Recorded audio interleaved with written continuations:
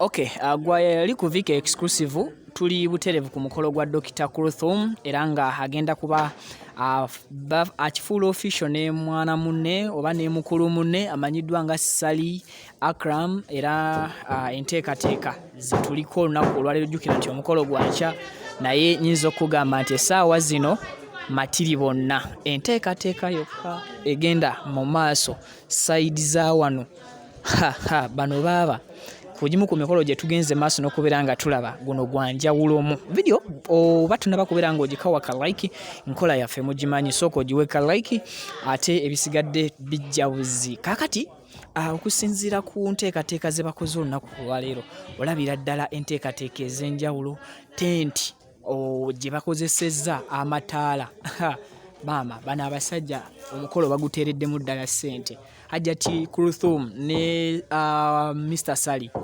bataddemu ensimbi ezimalira ddala. Bali kubeera nga just bateekateeka buteesiteesi naye nga embeera yonna yonna nga bwegenda maaso n'okubeera. Bwe twogera ku nsonga ya diko oba decoration ku mulundi guno Hajjati Kuluthum ate akisussizza busussa nga tetunnaba na kutuuka ku mukolo ku nsonga z'ekiteeteeyi kye yayogerako ekigenda okubeerako wifi n'ebisigadde ate kye tuli kubeera nga tulaba mukadde kano akyanjawulo nnyo nnyini ddala. Abahajjati abakoze aba abali ku nteekateeka eza decoration bagendera ddala mu maaso n'okubeera nga ate emirimu bagitambuliza ddala bulungi. Balagira ddala nti obwagazi mu mulimu gwabwe oba oli awo bungi nnyo nnyini ddala. Baba batimbye kyekyamazima. Olengera view eyo wakati awo bwe kuba nga tugenda geraageranya omukolo guno gwa Dr. Kuluthum oba Hajjati Kuluthum ne Mr. Sali nga tugenda kugikompeyalinga n'emikolo egyali gibaddewoko wano. Nyinza okukuwayo example kati nina mujjukira omukolo gwa Honorable Francis Zake oba temugujjukira then bwe mba mujjukira event ye kakati tunduza yemu kwezo zensobola okubeera nga nkompeyalinga ne mukolo guno ogwaleero just nga tuli bubeezi wano ku nsonga za decoration.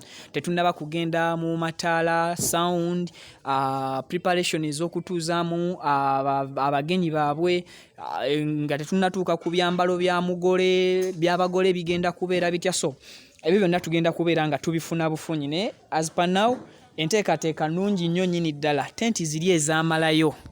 Kale ensonga z'okubeera nga ate batuuza abagenyi nazo baziteeketeekedde bulungi nnyo era olabira ddala nti okusinziira ku ntebe z'olengera wano then ne tulaba ne ku ntebe endala side za wano olabira ddala nga waliwo kakabanga abagenyi baabwe be bateekateekedde okubeera nga basobola okwetaaya bulungi nnyo nnyini ddala. Katulabe emmeeza emu egenda kubeera etuuza abantu 1, 2, 3, 4, 5, 6. So buli meeza egenda kubeera ng'etuddeko abantu 6 okusinziira ku nteekateeka nga bwe zigenda 6, 2, 4, 6, 7. Okay, ndaba bataddeko 7 walala 6 naye ndowooza ziri 6 oba 7.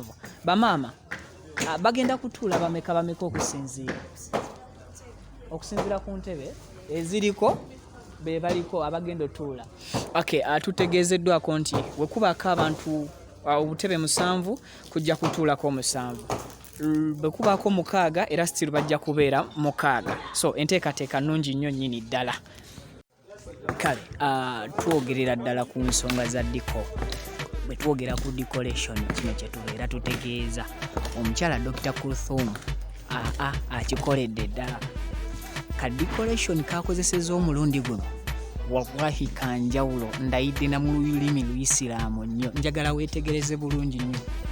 Lengera view eri wano. Lengera amataala ge batadde waggulu awo nga twetegereza amataala gano just